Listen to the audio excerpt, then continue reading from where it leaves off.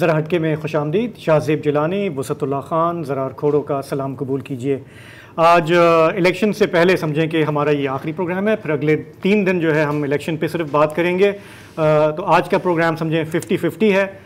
پہلا حصہ جو ہے وہ تھوڑا الیکشن کے حوالے سے بات ہوگی, اور جو آخری حصہ ہے اس میں ہم غزہ پر کھل کے بات کریں گے.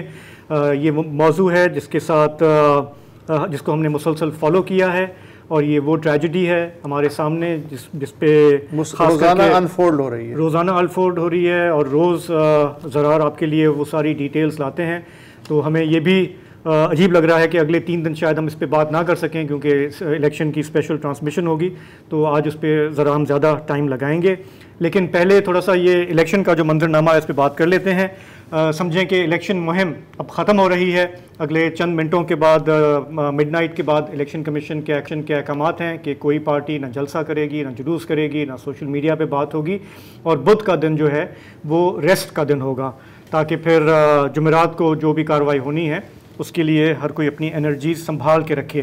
تو ہم اس الیکشن کی کوریج میں بار بار یہ کہتے رہے ہیں کہ جیسے بھی یہ الیکشن ہو رہے ہیں اس پہ کافی لوگوں کو کنسرن ہے, لیکن یہ بھولنا نہیں چاہیے کہ یہ ایک بہت بڑی ایکسرسائز ہے جس میں صرف اگر ہم الیکشن سٹاف کی بات کر لیں تو 14 لاکھ کا سٹاف ہے جس کو ٹرین کیا گیا ہے, کروڑوں بیلٹ باکسز ہیں, بیلٹ پیپرز ہیں جو ڈسٹریبیوٹ ہوئے ہیں.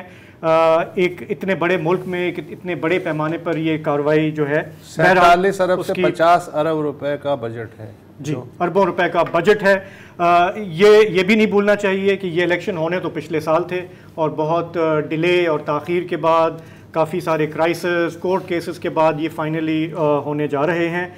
ٹھیک ہے, بہت سارا سینیسزم بھی ہے, بہت سارے اعتراضات بھی ہیں, لیکن اگلے 3 دن جو ہے وہ ہماری سب کی ڈیوٹی یہ ہے کہ اس کا بہت ہی کلوزلی اس کو ایگزامن کریں, اور اس کی خبریں جو ہیں آپ تک ہم پہنچاتے رہیں. تو وسعت زرار, حالیہ دنوں میں مختلف یہ پبلک اوپینین سرویز آئے ہیں جس پہ آپ اور ہم ہمیشہ سوال بھی اٹھاتے ہیں کہ یار یہ کتنے اوتھینٹک ہے, نہیں ہے. کل ایک سروے آیا پنجاب کے حوالے سے تھا جس میں کہا گیا کہ جی کہ نون لیگ کی وہاں ریسرجنس ہوئی ہے. آج ایک سروے آیا ہے, تھوڑا سا میں وہ شیئر کر لیتا ہوں آپ کے ساتھ. یہ کیا ہے, یہ پتن ہے کوئلیشن 38 کے نام سے, انہوں نے پہلے بھی یہ سرویز کرتے رہے ہیں. انہوں نے 131 نیشنل اسمبلی حلقوں میں جا کے یہ سروے کیا ہے فیبروری 3 سے لے کر 5 کے درمیان. So it's relatively new. ان کا یہ کہنا ہے کہ جی کہ 90% ووٹرز جو ہیں پی ٹی آئی کے جو حمایتی ہیں ان کو پتہ ہے کہ ہمارا سمبل کیا ہے. تو جو بھی ہم دیکھ رہے تھے کنفیوژن کا ایک بازار اور یہ وہ, تو ان کی اسٹڈی یہ کہہ رہی ہے کہ جو پی ٹی آئی کا ووٹر سپورٹر ہے اس کو پتہ ہے کہ مجھے اپنے حلقے میں بینگن کو ووٹ دینا ہے, چارپائی کو دینا ہے, کس کو دینا ہے. دوسری ان کی آبزرویشن یہ ہے کہ ابھی بھی پی ٹی آئی جو ہے اس کی پاپولیرٹی 54% ہے compare to P M L N 26% پہ, پیپلز پارٹی 8% پہ. یہ پنجاب کی بات ہوتی ہے, یہ پورے ملک کی بات ہو رہی ہے. اور جو انٹرسٹنگ بات جو اس سروے میں بھی آئی ہے, اور کچھ دن پچھلے ہفتے ہم بات کر رہے تھے, وی او اے نے بھی ایک سروے کیا ہے ایک لوکل آرگنائزیشن کے ساتھ مل کے. اس میں جو بات سامنے آئی ہے وہ یہ کہ ووٹر ٹرن آؤٹ, ہم بار بار سن رہے ہیں کہ شاید کم ہو, میری کنسرن ہے کہ شاید کم ہو, آپ کہہ رہے ہیں زیادہ ہوگا. ان کا جو سروے بتاتا ہے وہ کہہ رہا ہے کہ جی 85% لوگوں جو انہوں نے انٹرویو کیے ہیں وہ کہہ رہے ہیں کہ جی ہم جائیں گے ووٹ دینے کے لیے. اس میں سے اگر 60 سے 65% بھی چلے گئے نا, گیم الٹ جائے گی. تو بھی ریکارڈ ہے نا, کیونکہ ہمارے ہاں جو ملک میں 11 الیکشن اب تک ہو چکے ہیں. آپ کے پاس میں ایک کو گرافک دکھا دیتا ہوں, یہ کراچی کلیکٹیو نے اگر وہ ووٹر ٹرن آؤٹ کا, جی بالکل. اچھا, اب 1970 میں آپ دیکھ سکتے ہیں 63.5, 1977 میں ہائیسٹ ہمارا رہا ہے 64.1, پھر یہ تھوڑا سا گراف نیچے جاتا ہے. لوئسٹ جو ہے وہ ہے 1997 کا 36.1. ہیوی مینڈیٹ والا الیکشن, مینڈیٹ والا الیکشن. تو دیکھیں ٹرن آؤٹ کم ہوگا تو مینڈیٹ ہیوی ہوگا. یہ ایک ہم اس میں سے ممکنہ نتیجہ نکال سکتے ہیں. یہ نیوٹنس 8th لاء ہے جی, نیوٹن کا 8th, بالکل ایسا ہی کچھ ہے. اچھا, پھر تھوڑا سا اوپر جاتا رہتا ہے. 2000 حالیہ جو الیکشنز رہی ہیں, اگر پچھلی جو اس کیا کہتے ہیں ملینیم کی جو الیکشنز اگر آپ لیں تو ہائیسٹ ٹرن آؤٹ تھا 2013 میں 53.6, اور یہ والی پھر اس کے بعد جو 2018 کے الیکشن ہے جس میں PMLN کو دیوار سے لگایا گیا تھا اور کافی پری پول بھی ہوئی تھی, پھر پول پہ RTS گری تھی, پھر اس کے بعد آپ کو پتہ ہے جو ہوا تھا سو ہوا تھا, پھر بھی 51%, تقریباً 52%. سو اب اچھا ایک اس گیم کا ایک اور رخ بھی ہے بھائی جان جی, ملیحہ لودھی صاحبہ کا میں آرٹیکل پڑھ رہا ہاں بہت اچھا تھا وہ, اور اس سے بڑی مجھے معلومات ملی.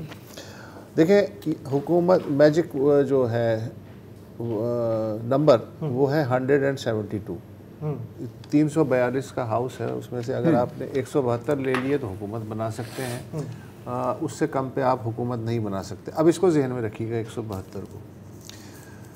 167 قومی اسمبلی کی نشستیں ایسی ہیں جہاں فیصلہ 2018 میں 6000 یا کم ووٹوں پہ ہوا تھا. اتنا مارجن تھا. اچھا, ان میں سے 87 سیٹیں ایسی ہیں جہاں فیصلہ 1000 ووٹ سے کم کے مارجن پہ ہوا.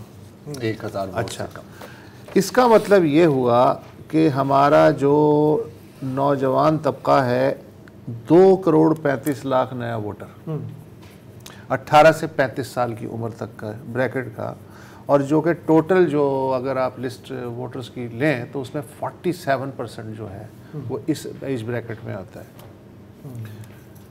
اگر 60% پلس پہ یہ جو طبقہ ہے 18 سے 35 والا یہ جاتا ہے, اس لیے کہ پہلی دفعہ جب ووٹ ہوتا ہے نا, پہلا موٹر سائیکل, پہلی سائیکل, پہلا کھلونا, پہلا پیار, پہلا ووٹ تو ہوتا ہے, جاتے ہیں لوگ نا. تو اگر یہ اس دفعہ 60 پلس اس ایج گروپ سے چلا گیا تو کیلکولیشن گڑبڑ ہو سکتی ہے. اچھا گڑبڑ نہیں, اب گڑبڑ سے اگر ہم کھل کے بات کریں, اس کا مطلب ہے کہ جو انصاف پسند آزاد امیدوار ہیں اگر ان کی بہت بڑی تعداد میں جیت ہوتی ہے تو گیم وہاں پہ ختم نہیں ہوتی, گیم واپس شروع ہوتی ہے. کیونکہ پری میں جو ہوا ہے وہ ہمارے سامنے ہے.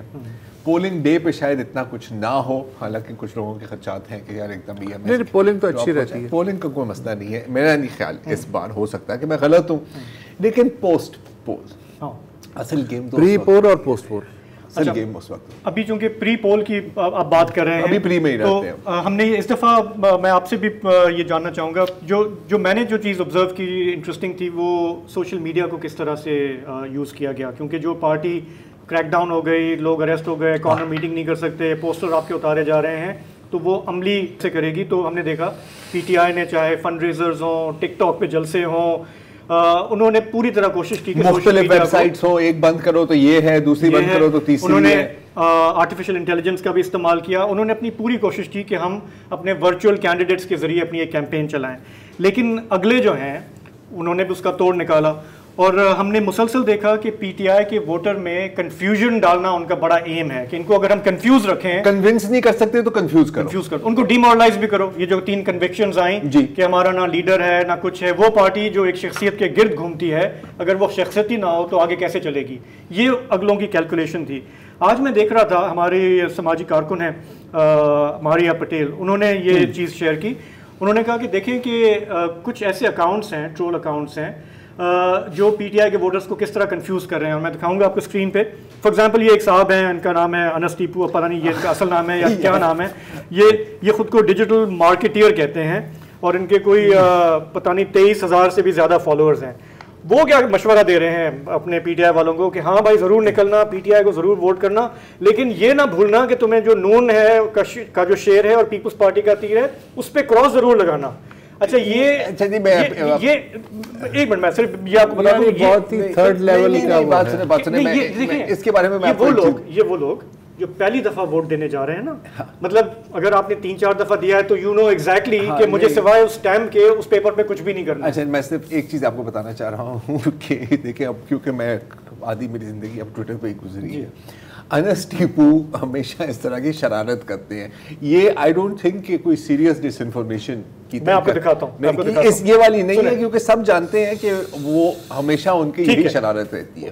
عبداللہ نام کے ایک اور صاحب ہیں, انہوں نے وہ بھی مجھے لگتا ہے دیکھنے سے لگا کہ ٹرول اکاؤنٹ ہے, ان کے بھی کوئی 28,000 فالوورز ہیں. انہوں نے نون لیگ کے دوستوں سے گزارش کی کہ آپ جا کے شیئر پہ لگائیے گا ٹھپا, اور پھر جو PTI کے امیدوار ہیں اس پہ کانٹا ضرور لگائیے گا, ٹھیک ہے نا. کہنے کا مقصد یہ ہے کہ یہ جو آپ نے بات کی نا کہ کتنے آپ نے گئے 2,45,00,000. ہمارے یہاں دیکھیں ہمارے یہاں جو ایکچوئل جو الیکشن ڈے پہ کتنے سارے ووٹ جو آپ نے بھی بتایا نا کہ 1000 سے کم ڈفرنس والے جو جیتے وہ جو ووٹ ناکارہ کیے جاتے ہیں وہ یہ چھوٹی موٹی چیزیں بھی اس پہ میں کچھ عرض کروں. یہ پچھلے الیکشن تک یا اس سے پچھلے الیکشن تک میں آپ کی بات مان لیتا, لیکن 2024 میں تھوڑا سا مجھے ریزرویشن اس لیے ہے کہ پاکستان ڈیجیٹل لٹریسی کے اعتبار سے ٹاپ جو 5 ملک ہیں نا ان میں شامل ہے.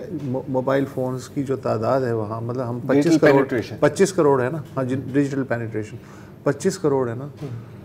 14 سے 15 کروڑ موبائل فون ہے. ٹھیک ہے, اب وہ ظاہر ہے کہ آج تو نہیں خریدے ہوں گے, 4-5 مہینے سے تو ہوں گے کم از کم کسی کے پاس. اب وہ گیم کھیلتے بھائی یہ وہ فلانا کرتے کراتے یہ چیزیں ان تک پہنچ گئی ہیں ساری چیزیں. تو یہ جو طبقہ ہے نا جو بالکل ہی الف جسے آپ کہہ رہے ہیں میرا خیال ہے اس کو پتہ ہے آج مائنورٹی. اچھا سیریسلی انس ٹیپو کا ریکارڈ ہی یہی ہے. وہ مطلب جو پی ٹی آئی کے جاننے والے بھی ہیں ان کی مطلب سمپتھی زیادہ نون لیگ کے ساتھ ہے, سب جانتے ہیں. اور پی ٹی آئی کو جاننے والے ہیں وہ نیچے بھی نا اگر آپ ریپلائز میں دیکھیں ان کو پتہ ہے کہ یہ ابھی یہاں پر صرف ٹیکنگ پروگرام. کہنے کا مقصد یہ ہے لیکن کہ اگر آپ نئے ووٹر ہیں, نوجوان ووٹر ہیں, پہلی دفعہ جا رہے ہیں, جوش جذبے سے جا رہے ہیں, یہ اپنا ہوم ورک کر لیں ایگزیکٹلی کہ آپ نے ووٹ دینا کیسے ہے. وہاں پہ جو ہے نا بہت سارے ووٹ اس طرح سے خراب کر دیے جائیں گے اگر آپ نے جو جذبے میں آگے کچھ اور کیا. یہ ایک چھوٹی سی بات تھی.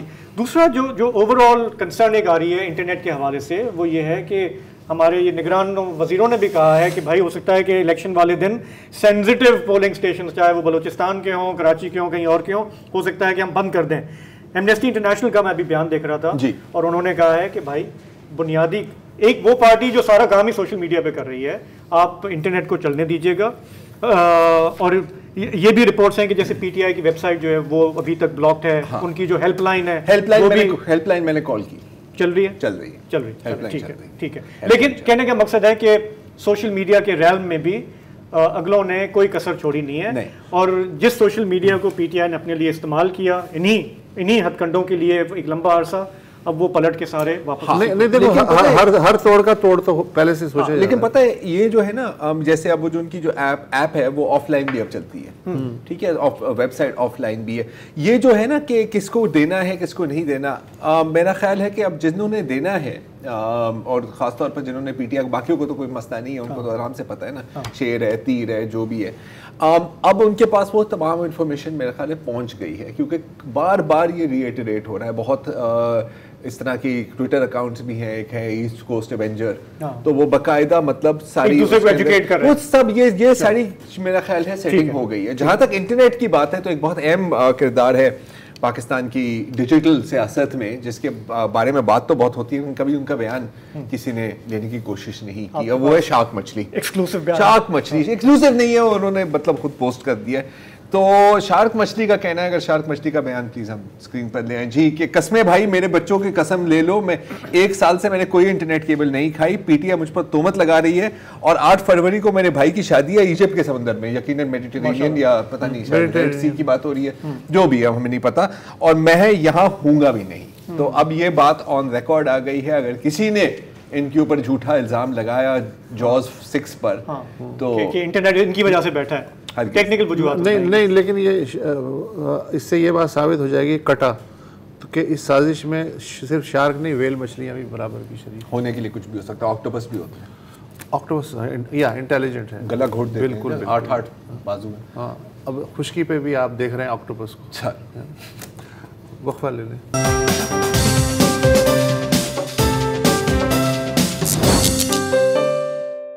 Welcome back. پچھلے 2-3 ہفتے میں ہم نے چاروں صوبوں کی بات کی اور آئیڈیا لینے کی کوشش کی کہ کہاں کیا چل رہا ہے. اس چکر میں جو پاکستان کا سب سے بڑا شہر ہے کراچی وہ ہم سے مس ہو گیا. تو آج تھوڑا سا آخری دن ہے تو اس کا بھی ذکر کر لیتے ہیں. میں ریاض سہیل کی رپورٹ پڑھ رہا تھا BBC پہ, اس نے بڑی انٹرسٹنگ کچھ چیزیں بتائی ہیں. مثلا یہ کہ کراچی کی جو ٹوٹل قومی اسمبلی کی نشستیں ہیں جی وہ بلوچستان سے زیادہ ہیں, اور خیبر پختونخوا کی جتنی نشستیں ہیں قومی اسمبلی کی ان کا 50%. Not bad. اچھا یہاں جو پارٹی بھی 16-17 تک سیٹیں لے جائے وہ سینٹر میں کنگ میکر بن جاتی ہے. اس کا جو پچھلے 30 سال کا پیٹرن جو ایم کیو ایم کا کردار رہا ہے, ایم کیو ایم کا یا ایم کیو ایم کا کردار یا ایم کیو ایم کا کردار, جو بھی اس لیے 30 سال تو یہی ہے. اچھا پی ٹی آئی نے 2018 میں یہاں سے 14 سیٹیں جیتی تھیں جی, اور اس وقت جو ہے نیشنل اسمبلی کی جو 22 حلقے ہیں ان سب میں پی ٹی آئی مختلف امیدواروں کو سپورٹ کر رہی ہے. اور مظہر عباس صاحب کا یہ کہنا ہے کہ اگر کراچی میں یہ جو ٹرن آؤٹ ہے 60 سے 65% ہوتا ہے, اس کا فائدہ پی ٹی آئی کے جو حمایتی یافتہ کینڈیڈیٹس ہیں ان کو پہنچ سکتا ہے. اب دوسری جو بڑی پارٹی ہے اگر 2018 کے حساب میں دیکھوں تو وہ ایم کیو ایم ہے, ایم کیو ایم پی یا بی جو بھی کہہ لیں, پی کہہ لیں. ان کے جو رہنما ہیں امین الحق صاحب, ان کا یہ کہنا ہے کہ ہم اس بار 22 میں سے 16-17 سیٹیں جیتیں گے. ٹھیک ہے, صحیح ہے, کافی ہے. اچھا 2018 میں انہیں 7 ملی تھی, 7. اور الطاف بھائی بھی ظاہر ہے کچھ نہ کچھ تو کر رہے ہیں. کیا کر رہے ہیں الطاف بھائی کا انٹرسٹنگ ہے, وہ ہے کہ انہوں نے بھی تقریباً لاسٹ منٹ پر کہا ہے کہ یہ جو فلانے ہیں یہ میرے امیدوار ہیں, اور ان کو اے کا الیکشن سمبل دیا ہوا ہے. اعلان کر دیا انہوں نے. اعلان کب کا کر دیا؟ انہوں نے سنڈے کی شام کو 6 بجے اعلان کیا.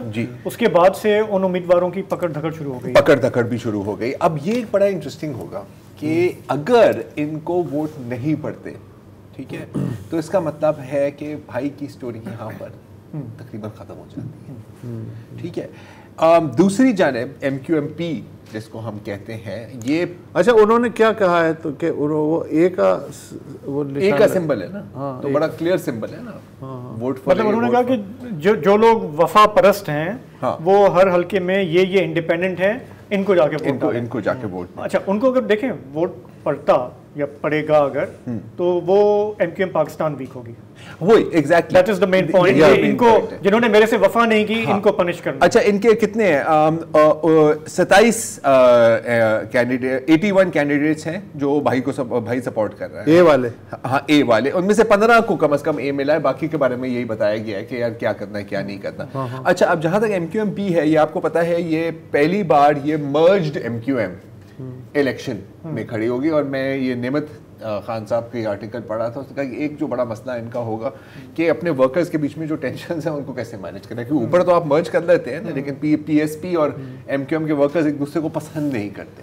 تو یہ ایک بہت بڑا گیج ہوگا کہ کون سی version of M Q M حاوی ہوتی ہے, یا ایک دوسرے کو ہی کاٹ کر کے ختم کر دیں گے. اور اگر ایسا ہوتا ہے تو پھر کس پارٹی کے ایڈوانٹیج میں جاتا ہے؟ دیکھیں مصطفیٰ کمال بلدیہ والی سیٹ پر ہے اور ساری توجہ ان کی وہاں پر ہے, تو ان کا لیٹ سے جو بھی ان کا گروپ ہے وہ ادھر ہوگا, وہ فوکس وہاں پر ہے. صحیح ہے, ٹھیک ہے نا.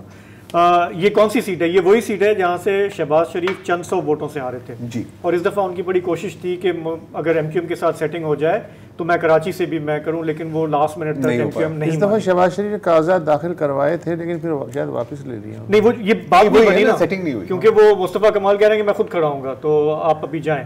اور میرا خیال ہے وہ اگلے جو اوپر والے ہیں نا وہ بھی نہیں چاہتے کہ مسلم لیگ نواز جو ہے وہ اتنا زیادہ پھیلے, وہ ڈیپینڈنٹ رہے ایم کیو ایم پہ, ذرا زیادہ بہتر ہے. اچھا جماعت اسلامی ابھی نہیں. اچھا تیسری جو بڑی پارٹی ہے وہ ہے پیپلز پارٹی. کراچی کے حساب سے اگر دیکھا جائے 2018 میں انہیں 3 پہ ڈائریکٹ سکسیس ملی تھی, اور اس کے بعد جو بائی الیکشن ہوئے 2 پہ, تو اس لحاظ سے ان کی 5 سیٹیں ان کے ہاتھ میں تھیں. ابھی جو اسمبلی ٹوٹی ہے اس میں ایک کیماڑی والی قادر پٹیل, اور دوسری جو ہے یہی جو بلدیہ والی سیٹ ہے یہ بائی الیکشن میں انہوں نے جیتی, وہ منظور خیر صاحب ان کے جیتے. پہلی بار جو شہر ہے اس کی تاریخ میں جو میئر ہے وہ پیپلز پارٹی کا ہے, اس سے پہلے اس کی کوئی مثال نہیں. اچھا پیپلز پارٹی 70 سے ہی جونیئر پلیئر رہی ہے کراچی میں, 2 3 4 ایسے اس طرح. اچھا اب مسئلہ یہ ہے کہ پیپلز پارٹی اپنی کیلکولیشن دیکھیں, سیٹیں ہیں 22, پیپلز پارٹی کو بھی 13 نشستیں مل رہی ہیں, ایم کیو ایم کو بھی 13 نشستیں مل رہی ہیں, پی ٹی آئی کو 14 مل رہی ہیں, تو بھائی جان کہاں 22 میں سے یہ کیسے مسئلہ ہو جائے گا نا یہ تھوڑا بہت. تو پیپلز پارٹی کا بھی یہ ہے کہ 13 ملیں گی. ہمارے دوست مظہر عباس کا کہنا ہے کہ اگر 7-8 بھی مل جائے نا تو بہت بڑی بات ہے، غنیمت ہوگی. اچھا اسی طرح لبیک آ جاتے ہیں، چوتھی بڑی فورس. 2018 میں لبیک کراچی میں جتنے ووٹ پڑے ان میں تیسرے نمبر پہ تھی، اور اس نے اس دفعہ بھی کراچی کے تمام صوبائی اور قومی حلقوں پہ اپنے امیدوار کھڑے کیے ہوئے ہیں. تو دیکھنا یہ ہے کہ جماعت کو تو آپ نے کیا کرتے ہیں. نہیں یہ والا جو ہے نا ٹی ایل پی کی جو انہوں نے بات کی 2018 میں بہت ان کا سگنیفیکنٹ رول تھا ووٹ ڈیوائڈ کرنے میں، اب شاید اتنا دم نہیں ہے. اور اس دفعہ ہم نے دیکھا تھا کہ ان کو ایک ریاستی سرپرستی حاصل تھی. اس کی سب سے بڑی مثال یہ تھی کہ جب ان کے لیڈر پورے پاکستان میں ٹریول کر رہے تھے تو ان کو کمانڈو پروٹیکشن ملی ہوئی تھی ہائی لیول کی.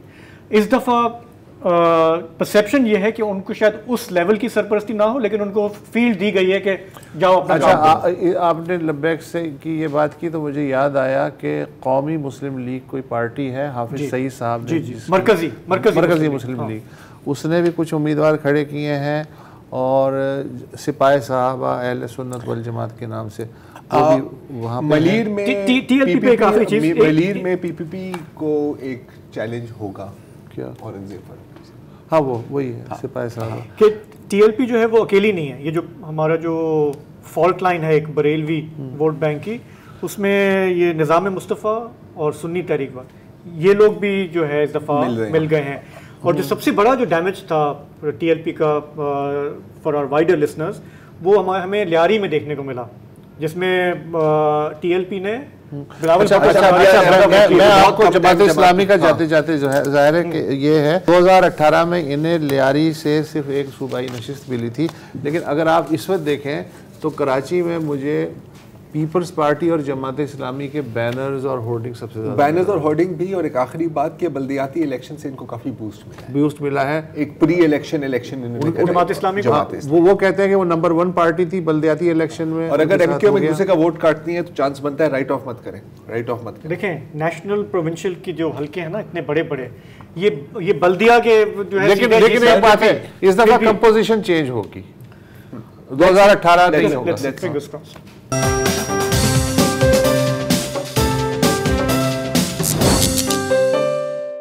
Welcome back.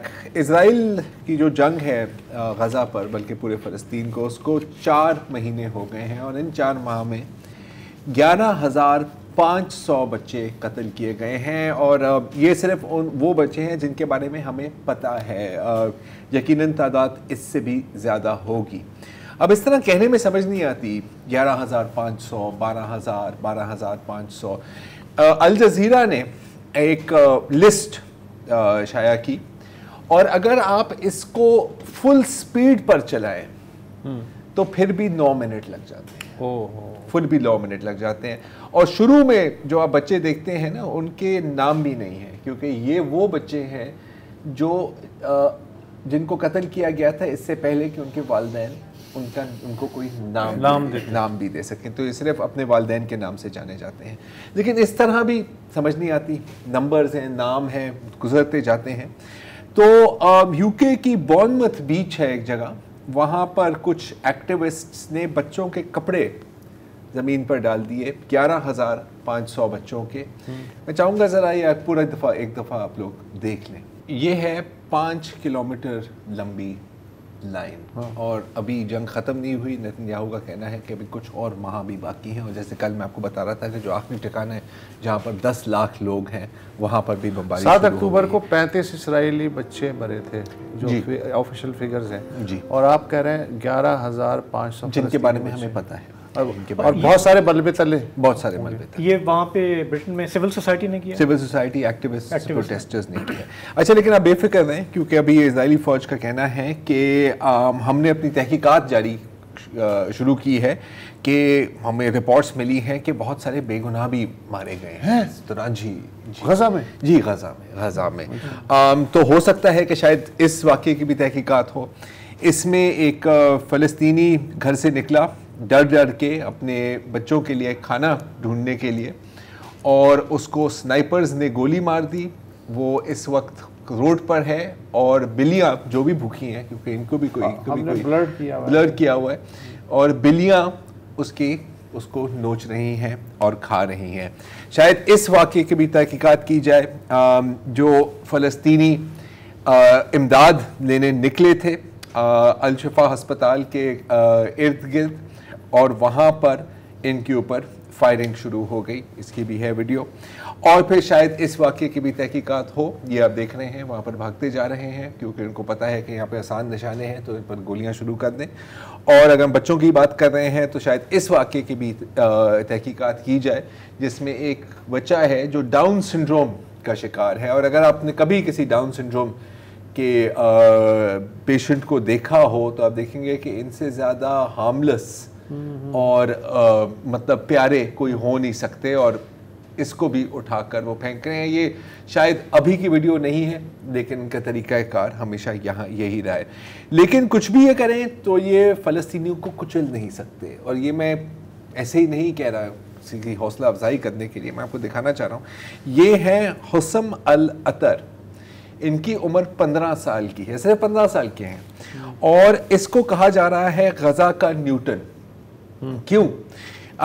کیونکہ اس کے جو ظاہر ہے کہ جب بمباری شروع ہوئی یہ بے گھر ہو گئے, ہوملیس ہیں, اور پھر یہ وہاں سے النصر بھاگے, پھر النصر سے پیدل یہ گئے خان یونس, اور اب بالآخر یہ رفح میں آ گئے ہیں پیدل. تو اس نے کہا کہ یار رات کو اتنی اندھیرا ہوتا ہے, اتنا ٹھنڈ ہوتی ہے, اتنی ٹھنڈی ہوا ہوتی ہے, اور میرے جو نیفیوز ہیں جو بچے ہوئے ہیں وہ خوف زدہ ہوتے تھے, تو اس نے کہا کہ یار ٹھنڈی ہوا کا فائدہ کیوں نہیں اٹھایا جائے.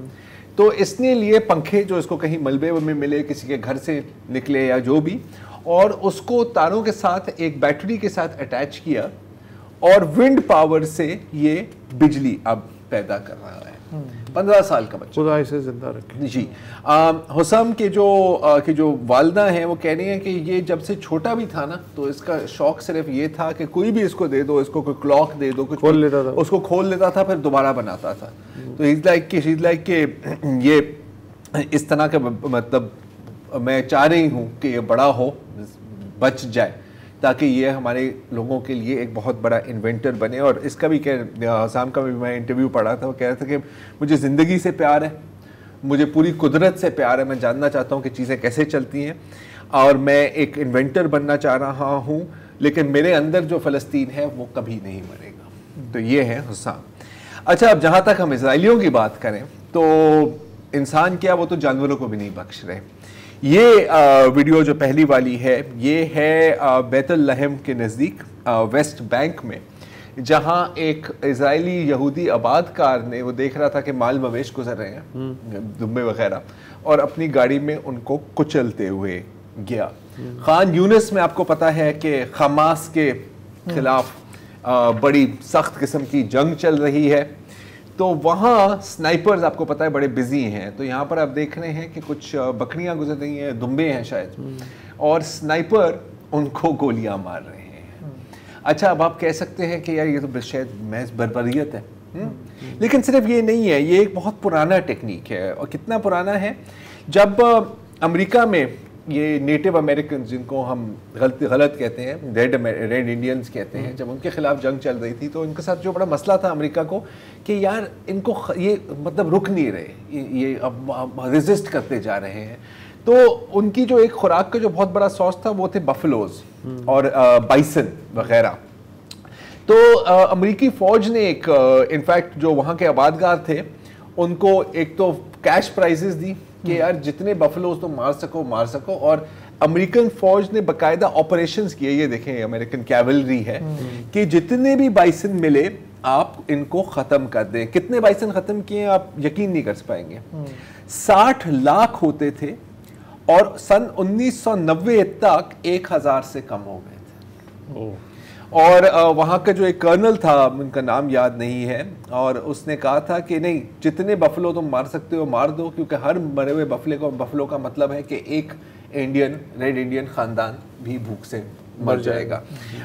آج ہی ایک خبر آئی ہے کہ 3 بچے غزہ کے کیمپس میں بھوک سے مر گئے ہیں, اور ظاہر ہے کہ جو اسرائیلی ابھی یہ خبریں آنی شروع ہو گئی ہیں, اور ظاہر ہے جو اسرائیلی آباد کار ہیں وہ پچھلے 2 ہفتوں سے جو ایک آدھ جو ٹرک جا بھی رہا ہوتا ہے وہاں پر وہ روڈ پر بیٹھے ہوئے ہیں اور ان کو آنے نہیں دے رہے. اور کل ہی ہم کو بتا رہے تھے کہ اندرا کے جو ٹرکس ہیں ان پر بھی بمباری ہو رہی ہے. ایک وقفہ لیتے ہیں اور پھر ذرا آپ کو بتاتے ہیں کہ کچھ پازیٹیوز بھی ہیں, کیونکہ جو دنیا بھر میں جو بوائیکاٹس اور پروٹیسٹ چل رہی ہیں ان کا کوئی تھوڑا بہت اثر بھی ہو رہا ہے. آپ اس پہ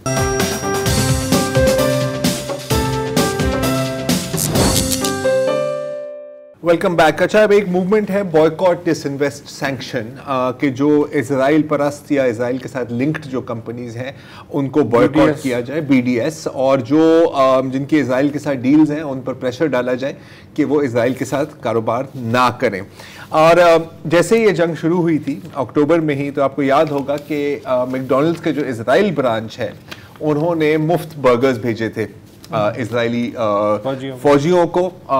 اس کی جواب میں پھر جو مڈل ایسٹ میں جو برانچز ہیں میکڈونلڈس کی, انہوں نے پھر پیسے دیے فلسطینیوں کی ریلیف کے لیے and so on and so forth. لیکن اس سے شاید اتنا فرق نہیں پڑا, کیونکہ خاص طور پر مڈل ایسٹ, چائنا اور انڈیا میں میکڈونلڈز ایکسپیکٹ کر رہے تھے کہ 5.5 ان کی سیلز میں گروتھ ہوگی, پرسنٹ سوری, اور لیکن ہوئی صرف 0.7. اور اس کے جو مین ریزن ہے وہ 2 ہیں. انڈیا کا مجھے اتنا نہیں پتا, لیکن مسلم ممالک میں زیادہ تر میکڈونلڈس کی سیلز کم ہوئی ہیں اور چین میں بھی ہوئی ہیں انٹرسٹنگلی انف. اور اس سے یہ بھی پتہ لگتا ہے کہ حکمران تو شاید زیادہ اسرائیل کی طرف ہیں, لیکن عوام جو ہے وہ کسی اور ڈائریکشن میں جانا چاہ رہی ہیں. میں اس میں ایک چیز ایڈ کر دوں. آپ نے پہلے ہم نے وہ بورنموتھ بیچ کا آپ نے دکھایا کہ وہاں پہ سول سوسائٹی کس طرح سے اپنا پروٹیسٹ لانچ کر رہی ہے. ہم پچھلے دنوں میں کافی بات کرتے رہے ہیں UN ایجنسی جس کو ٹارگٹ کیا انہوں نے, جس کے بارے میں اسرائیل نے کہا کہ ان کے جو سٹافرز ہیں یہ اس میں شامل تھے, اس لیے ہم فنڈنگ بند کرنا چاہ رہے ہیں. برٹن کا چینل 4 ہے, اس نے پوری ایک انویسٹیگیشن کر کے یہ کہا ہے کہ جی کوئی ایویڈنس نہیں ہے اسرائیل کے پاس, اور یہ ان کے کہے سنے پہ امریکہ اور یہ باقی سارے ملکوں نے جو فنڈنگ بند کی ہے یہ غلط ہے. تو یہ شروع میں ہی ہمیں اگر بائیڈن یہ بائی کر سکتا ہے کہ 42 اسرائیلی بچوں کے گلے کاٹ دیے گئے تو کچھ بھی ہو سکتا. بائیڈن نے صرف بائی نہیں کیا, اس نے کہا کہ میں نے ثبوت دیکھا ہے. بعد میں اسٹیٹ ڈپارٹمنٹ نے کہا کہ نہیں اس نے کچھ نہیں دیکھا. لیکن بائیڈن کا آج کل جو حال ہے, ابھی میں اس کی ایک اسپیچ سن رہا تھا اور اس نے کہا کہ یار جب میں پہلی دفعہ الیکٹ ہوا نا تو میں گیا یہ G7 کی میٹنگ میں, وہاں پہ مجھے فرانسوا میتران ملے جرمنی کے. اچھا پھر اس نے کہا نہیں فرانس کے. اچھا چلیں یہ تو غلطی ہو جاتی ہے نا یار, لیکن مسئلہ صرف یہ ہے کہ وہ الیکٹ ہوئے تھے ابھی اور فرانسوا میتران 1996 میں فوت ہو گئے. تو یہ ہے مطلب بابا جی ہیز لاسٹ اٹ, اس کی روح نکل گئی ہے, کوئی اس کو لٹا دے بھائی. اینی وے, اب ہم آتے ہیں اسٹاربکس کے پچھلے کوارٹر میں $11 بلین کا لاس ہوا ہے, کیونکہ آپ کو پتا ہے کہ اسٹاربکس ہمارے یہاں تو ہوتا نہیں ہے, تو بوائیکاٹ کا کوئی سلسلہ ہی نہیں ہے. یہ اسرائیلی فرینچائز ہے نہیں, دے آر ویری پرو. اور یہ BDS کی لسٹ ہے, آئی تھنک امریکن ہی ہے, مینلی امریکن ہی ہے, لیکن $11 بلین کا لاس. لیکن پھر بھی ڈٹے ہوئے ہیں, کوئی ایسی بات نہیں ہے. اچھا, ڈومینوز کے ساتھ بھی یہی ہوا ہے. ڈومینوز کے شیئرز 30% گرے ہیں, تقریباً $1.5 بلین نیچے گئے ہیں.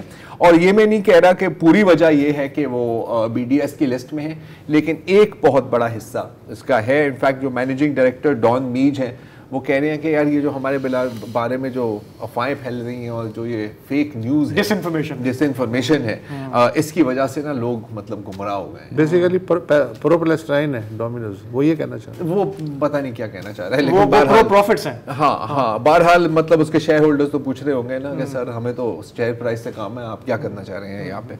اچھا, اب جہاں تک جب یہ عالمی عدالت انصاف کا ایک ورڈکٹ آیا, لوگ کہہ رہے تھے کہ یار اس سے کوئی زیادہ فرق نہیں پڑے گا, اور یقیناً امریکہ کو کوئی فرق نہیں پڑا. آپ نے وہ چینل 4 کی ڈاکیومنٹری کی بات کی, میں ایک سیکنڈ واپس وہاں آنا چاہ رہا ہوں کہ امریکہ سے پوچھا گیا کہ جی کوئی ثبوت ہے, انہوں نے کہا کہ نہیں, نہ ہمیں کوئی دیا گیا ہے نہ ہم مانگیں گے. اچھا, مطلب اعتبار ہے نہیں, بس جو اسرائیل کہتے ہیں. کل میں آپ کو تصویر نہیں دکھا رہا تھا, وہ جو ایک فلسطینی کو باندھا ہوا ہے کرسی کے ساتھ, وہ اسٹیٹ ڈپارٹمنٹ کہ ایک ہیں انڈین امریکن, میرے گول قسم کا منہ ہے. تو اس سے پوچھا گیا کہ یار یہ آپ کو کیا لگ رہا ہے, اور رپورٹر نے پوچھا کہ یہ اگر وہ ہمیں دکھا رہے ہیں یہ ویڈیو یہ تصویر وہ خود اپلوڈ کر رہے ہیں تو اور کیا کر رہے ہوں گے. اس نے کہ جی یہ دیکھیں پھر یہ تو آپ اسرائیل سے ہی پوچھیں نا, ہمیں پورا بھروسہ ہے کہ وہ بالکل ہیومن رائٹس کے مطابق اور لاز آف وار کے مطابق وہ جو کیل ٹھوکی گئی ہے وہ انٹرنیشنل کنونشن کے مطابق, وہ بالکل جنیوا کنونشن میں ایک کیل کی اجازت ہے, دو نہیں ایک. اچھا تو لیکن ایک فرق پڑا ہے عالمی عدالت انصاف کی ورڈکٹ سے کہ بیلجیم میں, اب آپ کو پتا ہے بیلجیم نے نہ صرف اپنی امداد انکریز کی ہے اونروا کے لیے, اور جس کے بدلے میں پھر ان کی بلڈنگ پر بمباری بھی ہوئی ہے غزہ میں. تو بیلجیم میں 3 صوبے ہیں, ریجنز کہا جاتا ہے. تو ایک جو ہے ولونیا, اس میں 2 ایکسپورٹ لائسنسز اسرائیل کے لیے کینسل کیے ہیں, جس کا مطلب ہے کہ 16 ٹن بارود جو جانا تھا اسرائیل کو وہ کینسل ہو گیا. اور انہوں نے کہا ہے کہ جی ہم اگر آئی سی جے نے بول دیا ہے تو ہم نسل کشی میں شامل نہیں ہو سکتے. اسپین نے بھی تمام اپنی ویپن شپمنٹس کینسل کر دی ہیں. اور حیران کن بات ہے کہ جاپان کی جو ایٹوچو کارپوریشن ہے, اب آپ کو پتا ہے کہ جاپان نے ہر ایک چیز کے خلاف ووٹ کیا ہے بالکل امریکہ کی طرح, رائٹ. انہوں نے اسرائیل کی البیت ویپن سسٹمز ہیں, اس کے اوپر کافی ماضی میں بھی ان پہ بات کی ہے. یہ ڈرونز بھی بناتے ہیں, آٹومیٹڈ ویپن سسٹم, جو سب سے بڑی کمپنی ہے. جاپان کی ایٹوچو کارپوریشن نے ان کے ساتھ کوآپریشن بند کر دی ہے, کچھ اور ممالک نے بھی کیے ہیں. اور نکراگوا, اب آپ کسی سے پوچھیں گے نکراگوا کہاں ہے, میرا خیال 90% لوگ آپ کو بتا بھی نہیں سکیں گے. سینٹرل امریکہ, لیٹن امریکہ, اتنی سی ہے. اور نکراگوا, کانٹراز وغیرہ وغیرہ, رائٹ. انہوں نے اب جرمنی, کینیڈا, نیدرلینڈز اور یونائٹڈ کنگڈم پر آئی سی جے میں مقدمہ کر دیا. ہاں کہ سر آپ لوگ نسل کشی کر رہے ہیں. اور اگر آئی سی جے کا بھی ذکر کیا تو ظاہر ہے کہ جنوبی افریقہ کا بھی ذکر کرنا ضروری ہے. تو جنوبی افریقہ کے جو منسٹر آف انٹرنیشنل ریلیشنز ہیں, انہوں نے اپنے شہریوں کو کہا ہے کہ جی جو آپ جا رہے ہیں نا یہ اسرائیل کے لیے لڑنے کے لیے, آپ چلے تو جائیں گے لیکن جب واپس آئیں گے تو آپ کے لیے جیل تیار. ہاں جیسے وہ داعش والوں کے لیے جیسے.